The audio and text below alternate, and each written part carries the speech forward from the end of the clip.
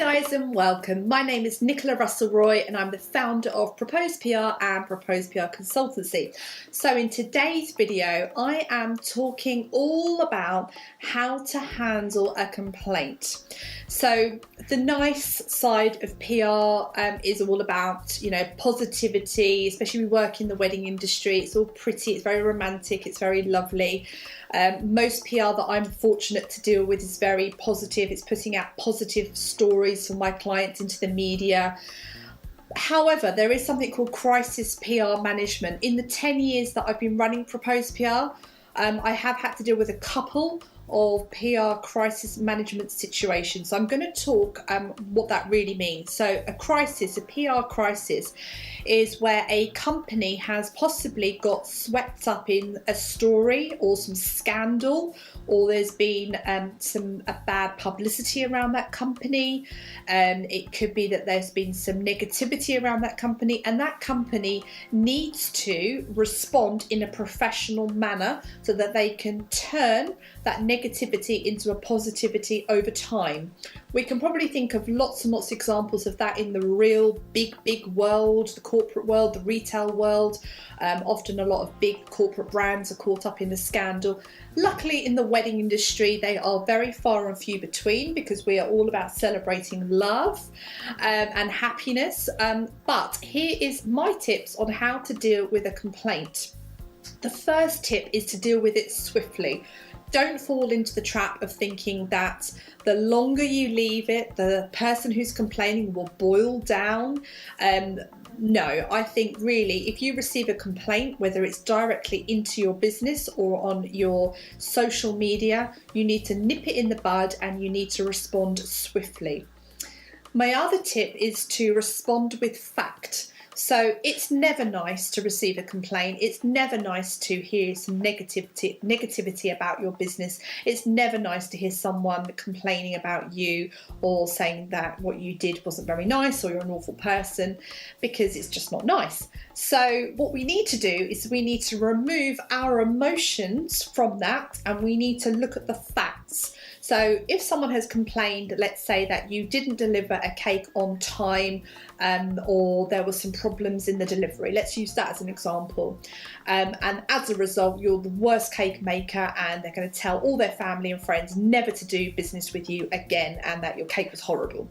What we need to do is we need to remove their opinion, we need to remove their emotions, and when you reply, because you have to always reply to any complaint, is you remove your emotion. So that complaint probably make you feel sad, frustrated, angry. How dare they say that? That's not true. Park that to one side, and you need to deal with fact. So do they have a point? So going back to that cake example, was the cake delivered late? Was there a contract? What time should that cake have been there? To deal with the facts. Don't deal with opinions. Be sympathetic to their opinion and sympathise that you understand how they feel. Show your remorse. Show that you're sorry.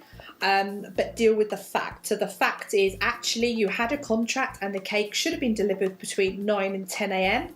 and actually it was there at 9:59. So contractually you did deliver the cake within the allocated time. However, you can fully appreciate how stressful it must have been because it was quite close to 10 o'clock, because you got caught up in traffic. And you can understand that it must have been stressful for them, possibly thinking that their cake wasn't going to arrive, and you fully understand that. So remember to deal with fact, not with emotions. I would always suggest drafting your response first, walking away, have a cup of tea, take a few deep breaths, come back to it, and with a big black pen, cross out anything that was emotional on your behalf, that is not professional language. And highlight in a bright colour the points that are fact. So my top tips are: deal swiftly, don't shy away from it, deal with the facts, show remorse, show an apology, empathy, show that you understand. If someone has complained on a social media platform, you do the whole apology online. Don't try to encourage that person to delete their comment. I've heard of wedding professionals offering to bribe them. If I send you this, can you please take down that review? that makes you look more guilty. It's not nice to have something negative about your company out there. But if you respond in the manner that I have, perhaps that bride and groom will take down that comment on their own accord without having to be asked. So you have to accept responsibility. It is out there. You can only do what you can control, which is following those steps. So I hope that's been really, really useful. If you've had to deal with a complaint yourself, perhaps you are going through a complaint at the moment, perhaps there's something negative being said about your company, feel free to drop me a DM if you want to talk about this in any more information, or just share with me your thoughts on this in the comment box below. But thank you so much for watching. I hope you found this useful, and I look forward to speaking to you again soon. Take care.